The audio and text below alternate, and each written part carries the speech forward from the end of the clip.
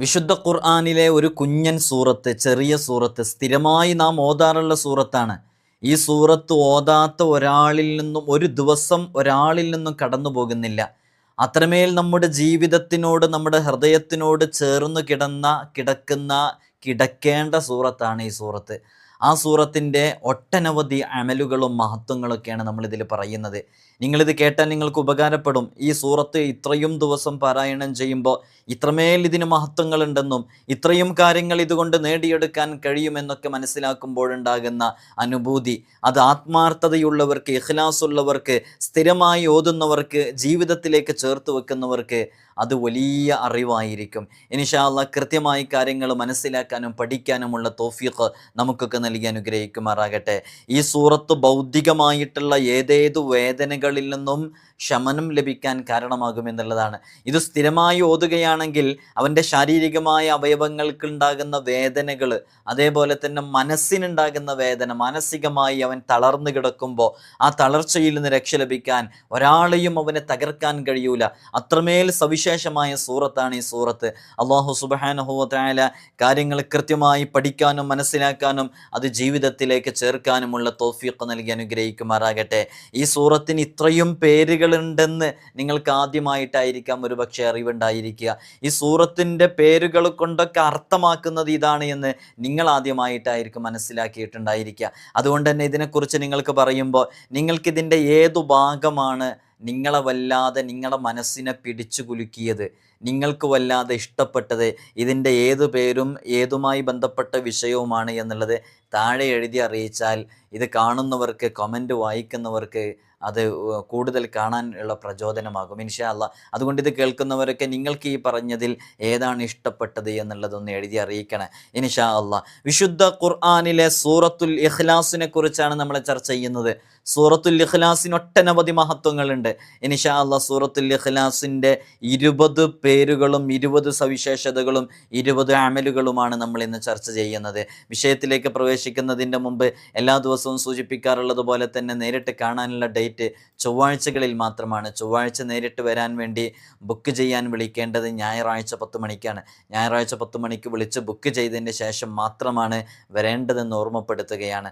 അതുപോലെ തന്നെ നമ്മുടെ നോമ്പ് തുറയുമായി ബന്ധപ്പെട്ട് സഹായം നൽകുന്ന ഒരുപാട് ആളുകളുണ്ട്.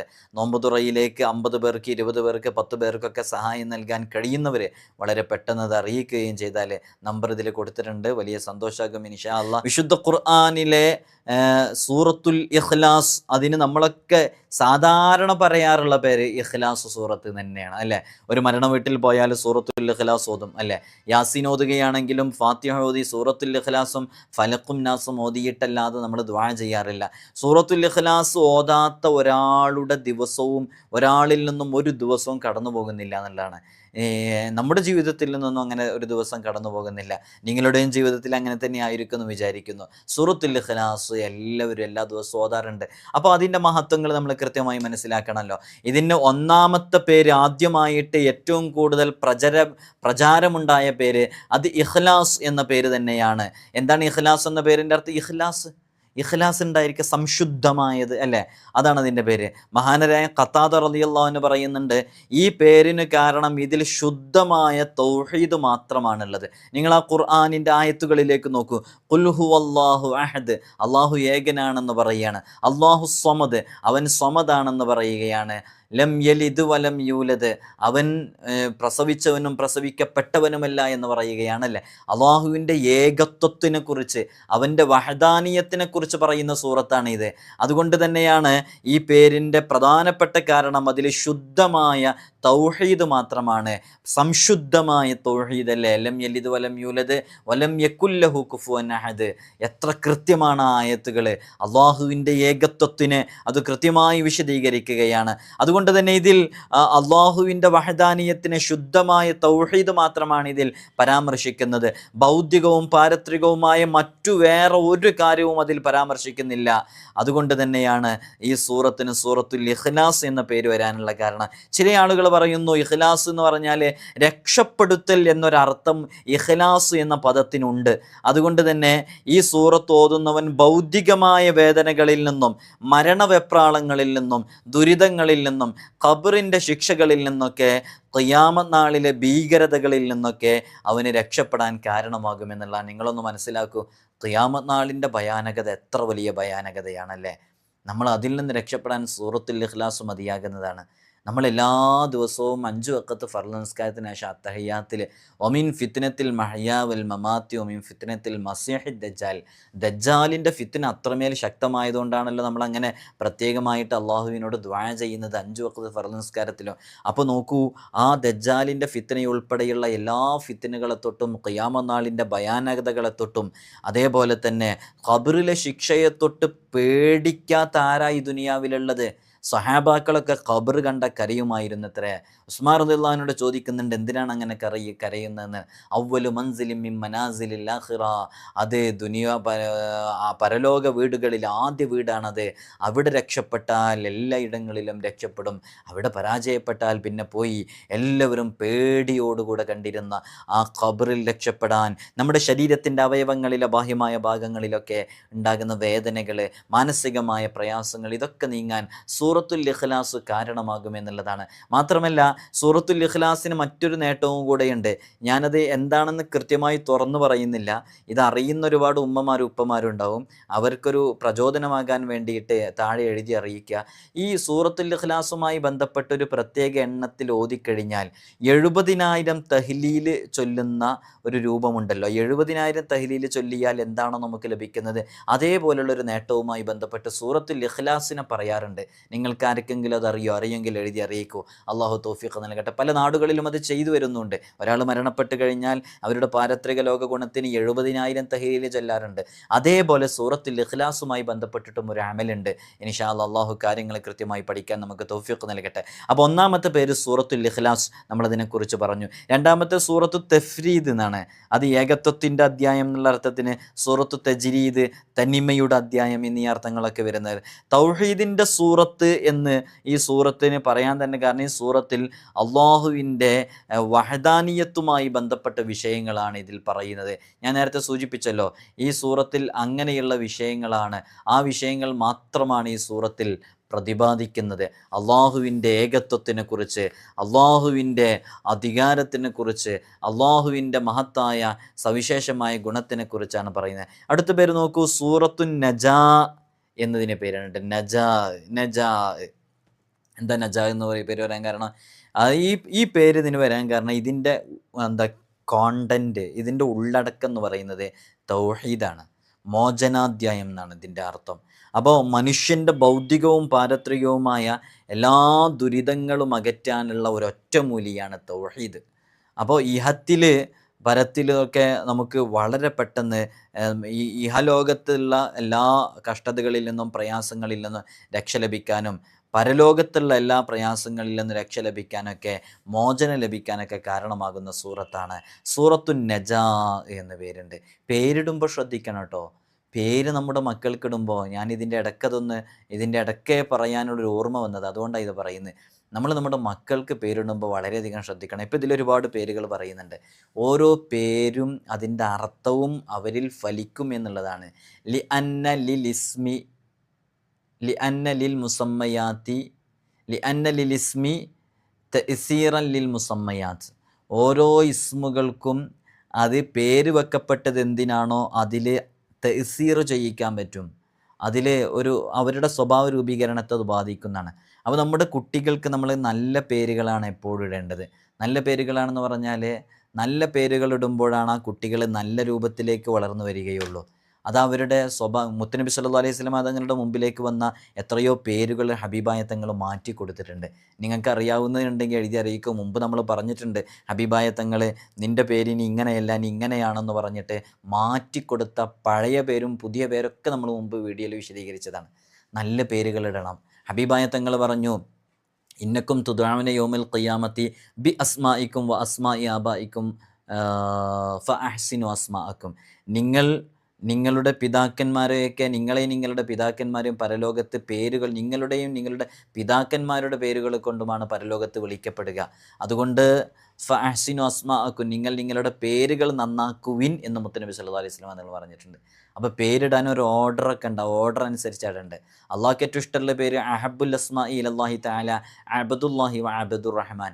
അള്ളാഹ്ക്ക് ഏറ്റവും ഇഷ്ടമുള്ള പേര് അബ്ദുല്ലാ അബ്ദുറഹ്മാൻ എന്നുള്ള പേരാണ്. ഇവിടെ നിന്ന് ആരാ അബ്ദുല്ലാ അബ്ദുറഹ്മാൻ എന്നുള്ള പേരിടുന്നത്? പഴയകാല ആളുകൾക്കൊക്കെ പേര് കാണുന്നുണ്ട്, പുതിയ കാല ആളുകൾക്ക് ആ പേര് കാണുന്നേ ഇല്ല. കാരണം പേരുകളുടെ ട്രെൻഡൊക്കെ പോയി പുതിയ ട്രെൻഡ് വന്നിരിക്കുന്നു. ട്രെൻഡ് അനുസരിച്ചല്ല പേരിടുക, ആ മക്കളുടെ സ്വഭാവത്തെ അത് ഫലിക്കുന്നുള്ളതാണ്. പേരിടാനൊരു ഓർഡറൊക്കെ ഉണ്ട്. ഞാൻ പെട്ടെന്ന് അവസാനിപ്പിക്കാൻ വേണ്ടിയാണ്. പേരിടാനൊരു ഓർഡറൊക്കെ ഉണ്ട്. ആദ്യമായിട്ട് പരിഗണിക്കേണ്ടത് അബ്ദുല്ലാ അബ്ദുറഹ്മാൻ എന്നുള്ള പേരാണ്. രണ്ടാമത്തത് അബ്ദ് എന്നതിലേക്ക് ചേർത്തിയിട്ട് അസ്മാഉൽ ഹുസ്നയിലെ അള്ളാഹുവിൻ്റെ മറ്റു ഇസ്മുകൾ അബ്ദുർ റഊഫ്, അബ്ദുൽ മാലിക്, അബ്ദുൽ ഗഫൂർ ഇങ്ങനെ പറഞ്ഞിട്ടുള്ള പേരുകൾ, അതാ രണ്ടാം സ്ഥാനം പരിഗണിക്കേണ്ടത്. മൂന്നാം സ്ഥാനം ഹബീബായ സല്ലല്ലാഹു അലൈഹി വസല്ലം തങ്ങളുടെ അഹ്മദ് മുഹമ്മദ് എന്നുള്ള പേരിനാണ് പരിഗണനയുള്ളത്.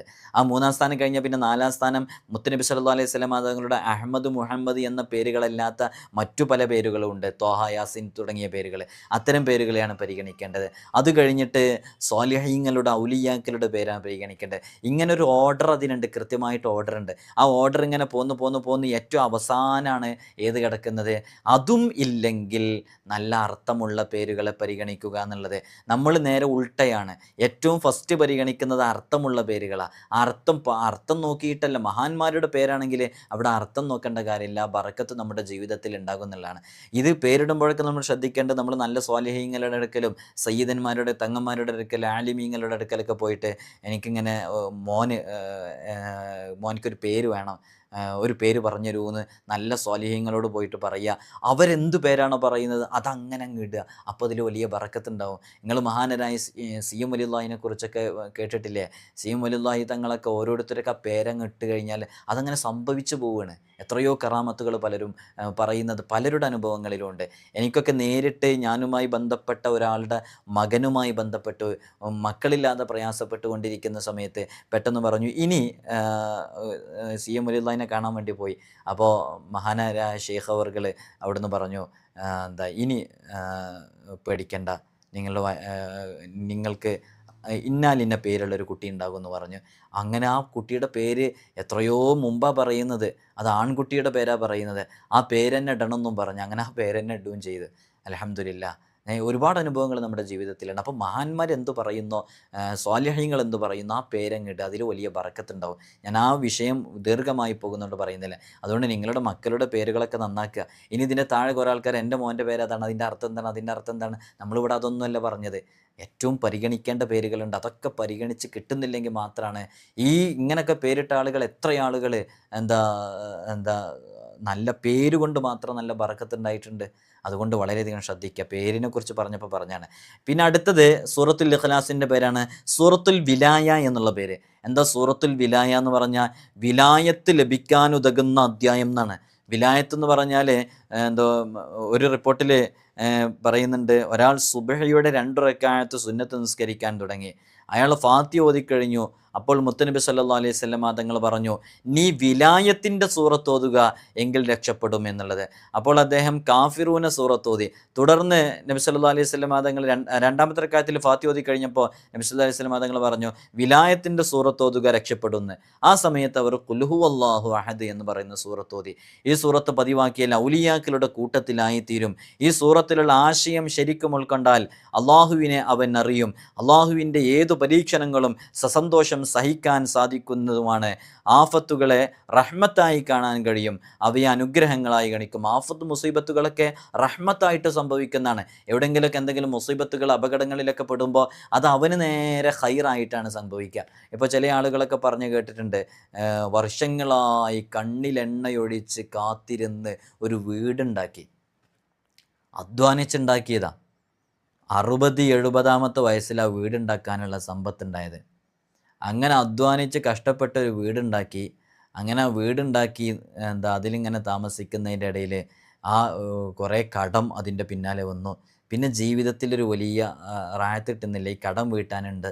അങ്ങനെ പ്രയാസപ്പെട്ടുകൊണ്ടിരിക്കുന്നതിൻ്റെ ഇടയിലാണ് ഒരു വലിയ മുസീബത്ത് കടന്നു വന്നത്. എന്താ മുസീബത്ത് എന്ന് പറയാൻ പറ്റില്ല.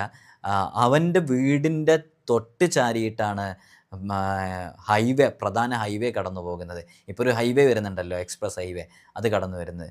അപ്പോൾ അത് കടന്നു വരുമ്പോൾ ഗവൺമെൻറ് ആ വീട് പൊളിക്കണമെന്ന് പറയുന്നു, കഷ്ടപ്പെട്ടുണ്ടാക്കിയ വീട് പൊളിക്കണം എന്ന് പറയുന്നു. ഈ വീടുണ്ടാക്കാൻ ഇവനാകെ ചിലവായത് 60 ലക്ഷം രൂപയാണ്. അതിൻ്റെ കടം ഏകദേശം ഒരു 20 ലക്ഷം കൂടി ഉണ്ടായ വീട് കിട്ടും.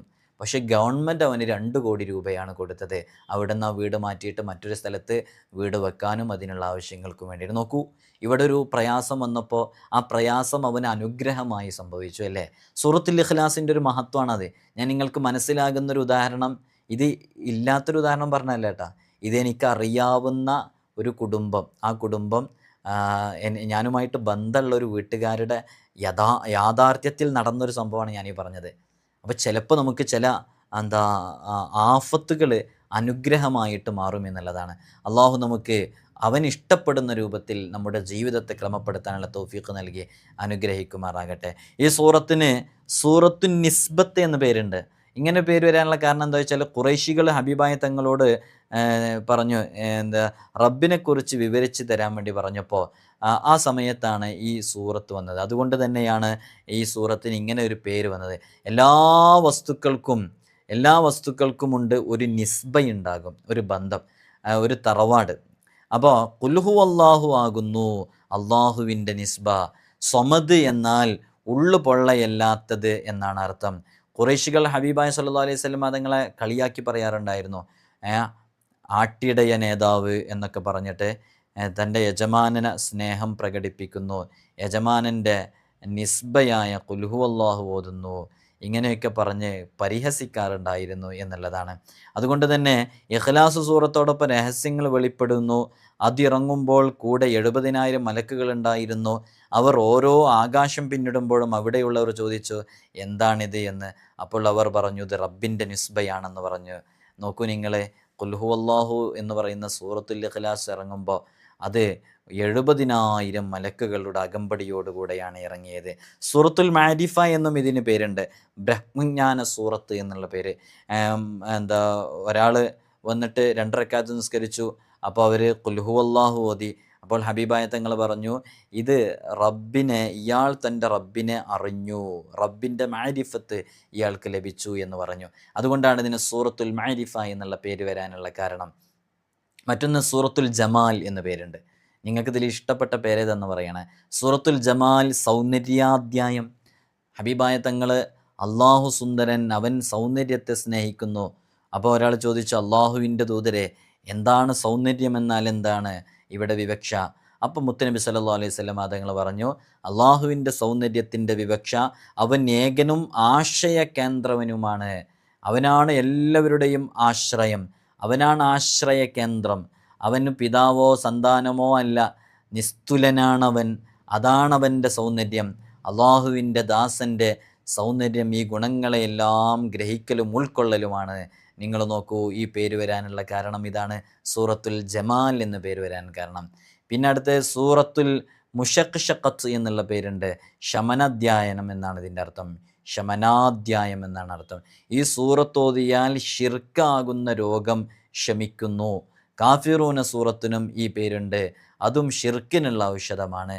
നമ്മൾ ദീനിൽ നിന്ന് വ്യതിചലിക്കാതെ മുഅ്മിനായിട്ട് ജീവിക്കാൻ ഈ സൂറത്ത് പതിവാക്കുമ്പോൾ കാരണമാകും. ഇത് പതിവാക്കുന്ന ഒരാളും ദീനിൽ നിന്ന് വ്യതിചലിച്ചു പോവുകയില്ല.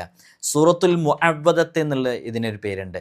ഹബീബായ തങ്ങൾ അലിയാർ തങ്ങളോടും ഫാത്തിമ റളിയല്ലാഹു അൻഹയോടും മധുവിധു സദ്യയിൽ പറഞ്ഞു, നീ ഖുൽഹു അല്ലാഹുവും ഖുൽ അഊദു റബ്ബിൽ ഫലക്കും ഖുൽ അഊദു റബ്ബിന്നാസും കൊണ്ട് അള്ളാഹുവിൽ അഭയം തേടുക. അഭയം തേടാൻ ഇവയേക്കാൾ മെച്ചപ്പെട്ട ഒന്നുമില്ല. അതുകൊണ്ടാണല്ലോ ഏത് വിഷയങ്ങൾക്കും പെട്ടെന്ന് പരിഹാരം കിട്ടാൻ സൂറത്തുൽ ഫലക്കും സൂറത്തുൻ നാസും സൂറത്തുൽ ഇഖ്ലാസും ഓതി മന്ത്രിക്കാറുണ്ട്. അതുകൊണ്ടാണല്ലോ. അപ്പോൾ മധുവിധു നാളിൽ ഫാത്തിമ ബീവിയോടും അലിയാർ തങ്ങളോടും മുത്തുനബി സല്ലല്ലാഹു അലൈഹി വസല്ലം തങ്ങളെ അഭയം തേടാൻ വേണ്ടി പറയുന്നത് ഈ 3 സൂറത്തുകളെ കൊണ്ടാണ്. അള്ളാഹു നമുക്ക് തൗഫീഖ് നൽകി അനുഗ്രഹിക്കുമാറാകട്ടെ. മറ്റൊരു റിപ്പോർട്ടിൽ കാണാം, ഒരു മഹാൻ പറയുന്നുണ്ട്, എനിക്ക് രോഗമുണ്ടായപ്പോൾ ഹബീബായ തങ്ങൾ വന്നു. എന്നിട്ട് ഹബീബായ തങ്ങളെ ഏകനും ആശ്രയ കേന്ദ്രവും പിതാവോ സന്താനമോ അല്ലാത്ത നിസ്തുലനുമായ അള്ളാഹുവിനോട് ഞാനിതാ നിനക്ക് അഭയം തേടുന്നു, നിന്നിലുള്ള വിഷമങ്ങൾ നീങ്ങട്ടെ എന്ന് മുത്തുനബി സല്ലല്ലാഹു അലൈഹി വസല്ലം തങ്ങൾ അങ്ങനെ പ്രാർത്ഥിച്ചു, ദുആ ചെയ്തു.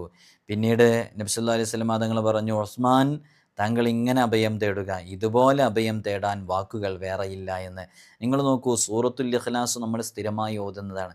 നമ്മളെപ്പോഴെങ്കിലും അതിൻ്റെ കൃത്യമായ രൂപത്തിൽ അതിൻ്റെ ആശയം മനസ്സിലാക്കിയിട്ട് ഇത്രയും പേരുകൾ ഇതിനുണ്ടെന്നൊക്കെ മനസ്സിലാക്കിയിട്ട് ഇത് പാരായണം ചെയ്തിട്ടുണ്ടോ? ഇനി മുതൽ അങ്ങനെ പാരായണം ചെയ്യാൻ വേണ്ടിയിട്ടാണ് നമ്മളിത് ഇങ്ങനെ പറയുന്നത്. അള്ളാഹു നമുക്ക് തൗഫീഖ് നൽകി അനുഗ്രഹിക്കുമാറാകട്ടെ. മറ്റൊരു സൂറത്തു സ്വമദ് എന്നാണ്. ആശ്രയ കേന്ദ്രം. അള്ളാഹു എല്ലാത്തിൻ്റെയും ആശ്രയ കേന്ദ്രമാണ്. ഈ സൂറത്ത് പറയുന്നു, ഇബ്രാഹിം എന്നും മുഹമ്മദ് എന്നും ഓരോ അധ്യായത്തിനും പേരുണ്ടല്ലോ, അതുപോലെയാണ് ഇതും എന്ന് കൃത്യമാണ് നമുക്ക് മനസ്സിലാക്കാൻ പറ്റും. സൂറത്തുൽ അസാസ് എന്ന് ഈ സൂറത്തിന് പേരുണ്ട്. അസാസ് എന്നുള്ള പേര് മഹാനരായ ഖത്താദ റളിയല്ലാഹു അൻഹു, അനസ് റളിയല്ലാഹു അൻഹു എന്നിവരിൽ നിന്ന് റിപ്പോർട്ട് ചെയ്യുന്ന ഹദീസിൽ കാണാം. മുത്തനബി സല്ലല്ലാഹു അലൈഹി വസല്ലം തങ്ങൾ പറയുന്നുണ്ട്, 7 ആകാശത്തിൻ്റെയും 7 ഭൂമിയുടെയും അടിത്തറ അത് ഖുൽ ഹുവല്ലാഹു ആണ്. 7 ആകാശത്തിൻ്റെയും 7 ഭൂമിയുടെയും അടിത്തറ അത് ഖുൽ ഹുവല്ലാഹു ആണ്. കാരണം എന്താ? പ്രപഞ്ചമാകെ നശിക്കാനിടയാക്കുന്നതാണ് ബഹുദൈവ സിദ്ധാന്തം. ഖുർആൻ പറഞ്ഞു, ആകാശഭൂമികളിൽ അള്ളാഹു അല്ലാതെ മറ്റു ദൈവമുണ്ടെങ്കിൽ അത് രണ്ടും നശിക്കുമായിരുന്നു. അപ്പോൾ അതിൽ നിന്ന് എന്ത് മനസ്സിലായി? അതിൻ്റെയൊക്കെ എല്ലാം അച്ചുതണ്ടായി പ്രവർത്തിക്കുന്നത് വിശുദ്ധ ഖുർആനിലെ സൂറത്തുൽ ഇഖ്ലാസ് ആണെന്ന് നമുക്ക് മനസ്സിലാക്കാൻ തുടങ്ങി. അങ്ങനെ ആകാശം പിളരാനും ഭൂമി തകരാനും മലകൾ വീണ് നശിക്കാനും അടുത്തതാകും. അപ്പോൾ അള്ളാഹുവിന് ഒരു സന്താനത്തെ കൽപ്പിച്ചതാണ് കാരണം. അപ്പോൾ തൗഹീദിന്മേലാണ് ഇതൊക്കെ നിൽക്കുന്നത്. വേറൊരു ആള് ഒരു ഇലാഹ് ഉണ്ടെന്ന് വന്നാൽ ഫസദത്ത, അതങ്ങ് ഫാസിദായി പോകുമല്ലോ. സൂറത്തുൽ മാനിഅ എന്നതിന് പേരുണ്ട്. എന്താ സൂറത്തുൽ മാനിഅ എന്ന പേര് വരാൻ കാരണം? ഇബ്നു അബ്ബാസിൽ നിന്ന് റിപ്പോർട്ട് ചെയ്യുന്ന ഹദീസിൽ കാണാം, റളിയല്ലാഹു അൻഹുമ, മിഅ്റാജിൻ്റെ രാത്രിയിൽ അല്ലാഹു സുബ്ഹാനഹു വ തആലയോട് അള്ളാഹു മുത്തനബി തങ്ങളോട് പറഞ്ഞു, ഇഖ്ലാസ് സൂറത്ത് ഞാൻ അങ്ങേക്ക് നൽകുന്നു. അതിൻ്റെ അർശിലെ നിക്ഷേപങ്ങളിലൊന്നാണ്. ഖബറിലെ ശിക്ഷയെ അത് തടുക്കും, നരകത്തിൽ നിന്ന് രക്ഷിക്കുകയും ചെയ്യും. നോക്കൂ നിങ്ങൾ, നമ്മളിതിൻ്റെ തുടക്കത്തിൽ ഇത്തരം ഒരു വിഷയവുമായി ബന്ധപ്പെടുത്തിയാണ് നിങ്ങൾക്കറിയാവോ എന്ന് ചോദിച്ചിട്ട് എഴുതാൻ വേണ്ടി പറഞ്ഞത്. അള്ളാഹു നമുക്ക് തൗഫീഖ് നൽകട്ടെ. സൂറത്തുൽ മഹ്ളറത്ത് എന്നതിന് പേരുണ്ട്. സാന്നിധ്യമുള്ള അധ്യായം എന്നാണ്. ഇത് ഓതുമ്പോൾ മലക്കുകളുടെ സാന്നിധ്യം ഉണ്ടാകും. അതുകൊണ്ടാണ് ഈ പേര് ലഭിച്ചത്. ഖുർആൻ ഓതുന്നത് കേൾക്കാനാണ് മലക്കുകൾ വരുന്നത്. അപ്പോൾ ഇത് ഓതുമ്പോൾ എല്ലാ സൂറത്തുകളും ഓതുമ്പോഴും മലക്കുകളുടെ സാന്നിധ്യം ഉണ്ടാകും. പക്ഷേ ഈ സൂറത്ത് ഓതുമ്പോൾ ഒരു പ്രത്യേക സാന്നിധ്യം ഉണ്ടാകും എന്നാണ് അതിൻ്റെ ഉദ്ദേശം. സൂറത്തുൽ മുൻഫിറ എന്നതിന് പേരുണ്ട്. ഓടിക്കുന്നത് എന്നാണ് അതിനർത്ഥം. ഖുർആൻ ഓതാൻ തുടങ്ങുമ്പോൾ പിശാചുക്കൾ ഓടി രക്ഷപ്പെടുന്നു എന്നുള്ളതാണ്. ഈ സൂറത്ത് ഓതാൻ തുടങ്ങുമ്പോൾ, ഖുർആൻ ഓതാൻ തുടങ്ങുമ്പോൾ പൊതുവിൽ ഓടി രക്ഷപ്പെടും. സൂറത്തുൽ ഇഖ്ലാസ് ഇബ്ലീസിനെ, ശൈത്വാനെ, പിശാചിനെ തീരെ കണ്ടൂടാ. കാരണം അത് വഹദാനിയത്തിൻ്റെ മേലറിയിക്കുന്ന അള്ളാഹുവിൻ്റെ ഏകത്വത്തെ സ്ഥിരപ്പെടുത്തുന്ന സൂറത്തായതുകൊണ്ടാണ്. സൂറത്തുൽ ബറാഅത്ത് എന്നതിന് പേരുണ്ട്. ബറാഅത്ത് സൂറത്ത് നമ്മൾ വേറെ രൂപത്തിൽ വേറെ സൂറത്തിനൊക്കെ പറയാറുണ്ടെങ്കിൽ സൂറത്തുൽ ബറാഅത്ത് മോചനാധ്യായം, മോചനത്തിൻ്റെ സൂറത്ത്, ഷിർക്കിൽ നിന്നുള്ള മോചനമാണ് ഈ സൂറത്ത്. ഹബീബായ തങ്ങൾ പറഞ്ഞു, വല്ലവനും ഖുൽ ഹുവല്ലാഹു നിസ്കാരത്തിലോ മറ്റോ ഓതിയാൽ അയാൾക്കത് നരകമോചനമാണ്. അള്ളാഹു നമുക്ക് തൗഫീഖ് നൽകി അനുഗ്രഹിക്കുമാറാകട്ടെ. സൂറത്തുൽ മുദ്ക്കിറത്ത് എന്നതിന് പേരുണ്ട്. മുദ്ക്കിറത്ത് എന്ന് പറഞ്ഞാൽ ഓർമ്മിപ്പിക്കുന്നത് എന്നാണ്.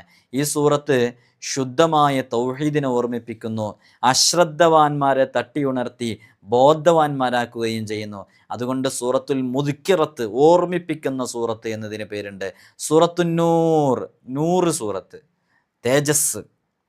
ഹബീബായ തങ്ങൾ പറഞ്ഞു, എല്ലാ വസ്തുക്കൾക്കും നൂറുണ്ട്, തേജസ് ഉണ്ട്. ഖുർആൻ്റെ നൂറ്, തേജസ് ഖുൽ ഹുവല്ലാഹു ആണ്. ഏതുപോലെ എന്നാൽ മനുഷ്യൻ്റെ തേജസ് ഏറ്റവും ചെറിയ അവയവമായ കണ്ണിലാണ്. ഇഖ്ലാസ് സൂറത്താകട്ടെ ഖുർആനിൻ്റെ കണ്ണിൻ്റെ കൃഷ്ണമണി പോലെയാണ്. അതിൻ്റെ സ്ഥാനത്താണ് സൂറത്തുൽ ഇഖ്ലാസ് ഉള്ളത്. അള്ളാഹു നമുക്ക് പഠിക്കാനും അത് ജീവിതത്തിലേക്ക് പകർത്താനുമുള്ള തൗഫീഖ് നൽകി അനുഗ്രഹിക്കുമാറാകട്ടെ. സൂറത്തുൽ അമാൻ എന്ന് പേരുണ്ട്. അമാൻ, നിർഭയത്വം എന്നാണ് അതിൻ്റെ അർത്ഥം. ഹബീബായ തങ്ങൾ പറയുന്നുണ്ട്, അള്ളാഹു പറഞ്ഞു, ലാ ഇലാഹ ഇല്ലല്ലാ എന്നത് എൻ്റെ കോട്ടയാണ്, അതിൽ കടന്നവൻ എൻ്റെ ശിക്ഷയിൽ നിന്ന് സുരക്ഷിതരാണ്. അപ്പോൾ നോക്കൂ, ഇത് ശിക്ഷയെ തൊട്ട് സുരക്ഷിതത്വം നൽകുന്ന, നിർഭയത്വം നൽകുന്ന സൂറത്താണ്. അതാണ് സൂറത്തുൽ അമാൻ എന്ന് പറയുന്നത്. ഈ അധ്യായം അതിൻ്റെ ആശയങ്ങൾ കൊള്ളുന്നു. അതിനാൽ അത് അങ്ങേയറ്റം സുരക്ഷിതത്വവും നിർഭയത്വവും നൽകുന്ന സൂറത്താണ് സൂറത്തുൽ ഇഖ്ലാസ് എന്നുള്ളതാണ്. സൂറത്തുൽ ഇഖ്ലാസുമായി ബന്ധപ്പെട്ട് ഒരുപാട് അമലുകൾ നമ്മൾ പറഞ്ഞിട്ടുണ്ട്. സൂറത്തുൽ ഇഖ്ലാസ് ഖുർആനിൻ്റെ മൂന്നിലൊന്നിന് തുല്യമാണ്. അതുകൊണ്ടാണല്ലോ നമ്മൾ സൂറത്തുൽ ഇഖ്ലാസ് സാധാരണ ഒരു മരണ വീട്ടിലും മറ്റൊക്കെ പോകുമ്പോൾ നമ്മൾ എത്ര തവണ സൂറത്തുൽ ഇഖ്ലാസ് ഓതും? 3 തവണ സൂറത്തുൽ ഇഖ്ലാസ് ഓതും. വിശുദ്ധ ഖുർആൻ പൂർണ്ണമായും പാരായണം ചെയ്തതിൻ്റെ പ്രതിഫലം നമുക്ക് ലഭിക്കാൻ വേണ്ടിയാണ് നമ്മൾ അങ്ങനെ ഓതുന്നത്. അല്ലാഹു സുബ്ഹാനഹു വ തആല നമുക്ക് അത് ജീവിതത്തിലേക്ക് പകർത്താനുള്ള തൗഫീഖ് നൽകട്ടെ. സൂറത്തുൽ ഇഖ്ലാസ് കൊണ്ട് നിരവധി അമലുകളുണ്ട്. ഒരു ആത്മീയ ചികിത്സാരിയും സൂറത്തുൽ ഇഖ്ലാസ് മന്ത്രിക്കാത്ത ഒരു മന്ത്രവും ചെയ്യാറില്ല എന്നുള്ള. കാരണം എന്താണെന്ന് വെച്ചാൽ അത് അത്രമേൽ സവിശേഷമായ സൂറത്താണ്. ആ സൂറത്തുൽ ഇഖ്ലാസിൻ്റെ സൂറത്തുൽ ഇഖ്ലാസിൻ്റെ ചില നാമങ്ങളുമായി ബന്ധപ്പെട്ടിട്ടുള്ള ചില വിഷയങ്ങളാണ് നമ്മൾ പറഞ്ഞത്. പക്ഷേ സൂറത്തുൽ ഇഖ്ലാസിൻ്റെ വ്യത്യസ്തങ്ങളായ അമലുകൾ, സൂറത്തുൽ ഇഖ്ലാസിൻ്റെ റിയാളയെക്കുറിച്ച് പറഞ്ഞിട്ടുണ്ടോ എന്ന് ഓർക്കുന്നില്ല. എന്തായാലും ഇവിടെ വരുന്നവർക്കൊക്കെ പലപ്പോഴും നമ്മൾ പറഞ്ഞു കൊടുത്തിട്ടുണ്ട്. സൂറത്തുൽ ഇഖ്ലാസിൻ്റെ റിയാളയൊക്കെ പൂർത്തിയാക്കി വീട്ടിയിട്ട് സൂറത്തുൽ ഇഖ്ലാസ് കൃത്യമായി കൊണ്ട് നടക്കുകയാണെങ്കിൽ അതുകൊണ്ട് തന്നെ ഒരു വിധം നമ്മുടെ എല്ലാ വിഷയങ്ങളും വലിയ ഫത്ഹ് ലഭിക്കാൻ കാരണമാകുന്ന വ്യത്യസ്തങ്ങളായ അമലുകളൊക്കെ ഉണ്ട്. അതുകൊണ്ട് തന്നെ ഇനി മുതൽ സൂറത്തുൽ ഇഖ്ലാസ് നിങ്ങളുടെ ജീവിതത്തിലേക്ക് ചേർത്തുക, ഈ ആശയങ്ങളൊക്കെ ഉൾക്കൊള്ളുക. സൂറത്തുൽ ഇഖ്ലാസ് ഓതുമ്പോൾ ചിലർ ഖുൽ ഹുവല്ലാഹു അഹദ് അല്ലാഹു സമദ് ലം യലിദ് വലം യൂലദ് വലം യകുൽ ലഹു കുഫുവൻ അഹദ് അങ്ങനെ ഓതും. നിർത്തുമ്പോഴൊക്കെ അതിൻ്റേതായ രൂപത്തിൽ നിർത്തണം. നിർത്തുകയാണെങ്കിൽ ശ്വാസം വിടണം, അപ്പോഴേ നിർത്തുക എന്ന് പറയാം. ഖുൽ ഹുവല്ലാഹു അഹദ് അല്ലാഹു സമദ് ലം യലിദ് വലം യൂലദ്, അവിടെ ലം യലിദ് വലം യൂലദ് വലം യകുൽ ലഹു കുഫുവൻ അഹദ്. അങ്ങനെ നിർത്താതെ ഓതണമെങ്കിൽ ഖുൽ ഹുവല്ലാഹു അഹദ് അല്ലാഹു സമദ് എന്ന് ഓതരുത്. അപ്പോൾ ഓതേണ്ടത് നിർത്താതെ ഓതണമെങ്കിൽ ഖുൽ ഹുവല്ലാഹു അഹദു അഹദു നി, അഹദു കഴിഞ്ഞിട്ട് നീ എന്നാണ് പറയേണ്ടത്. ഖുൽ ഹുവല്ലാഹു അഹദു നില്ലാഹു സമദ്. അപ്പോഴേ അതിൻ്റെ തജ്വീദിൻ്റെ വഖഫിൻ്റെയും വസുലിൻ്റെയൊക്കെ നിയമം പാലിച്ച് ഓതുന്നവരാവുള്ളൂ. നിർത്തി ഓതുമ്പോൾ കുഴപ്പമില്ല. ഖുൽ ഹുവല്ലാഹു അഹദ് അല്ലാഹു സമദ്. നിർത്തുക എന്ന് പറഞ്ഞാൽ ശ്വാസം വിടണം എന്നാ. ശ്വാസം വിട്ടിട്ടില്ലെങ്കിൽ നീ നിർത്തിയാലും അത് നിർത്തലാവൂല. മനസ്സിലാകുന്നുണ്ടോ? അപ്പോൾ ശ്വാസം വിടുന്നില്ലെങ്കിൽ പിന്നെ എങ്ങനെ ഓതണ്ട്? ഖുൽ ഹുവല്ലാഹു അഹദു നില്ലാഹു അഹദ് ദുനില്ലാഹു ദുനില്ലാഹു എന്നാ ഓതണ്ട്. ഏതുപോലെ ഇയ്യാക നഅ്ബുദു വ ഇയ്യാക നസ്തഈൻ അവിടെ നിർത്തി, എന്നിട്ട് ഇഹ്ദിനസ് സിറാത്തുൽ മുസ്തഖീം. ഇനി അവിടെ നിർത്തുന്നില്ലെങ്കിലോ ഇയ്യാക നഅ്ബുദു വ ഇയ്യാക നസ്തഈൻ നുഹ്ദിന എന്നാ ഓതേണ്ടത്. അപ്പോൾ വസുലിൻ്റെയും വഖഫിൻ്റെയും ഒക്കെ നിയമം ഉണ്ടാകും. നിയമം പാലിച്ച് ഓതുമ്പോഴാണ് നമുക്കതിൻ്റെയൊക്കെ ഫലം കിട്ടുക. അള്ളാഹു തൗഫീഖ് നൽകട്ടെ. ഇൻഷാ അല്ലാഹ് എല്ലാവരും ദുആ ചെയ്യണമെന്ന് വസിയത്ത് ചെയ്യുകയാണ്. അസ്സലാമു അലൈക്കും വറഹ്മത്തുള്ളാഹി വബറകാതുഹു.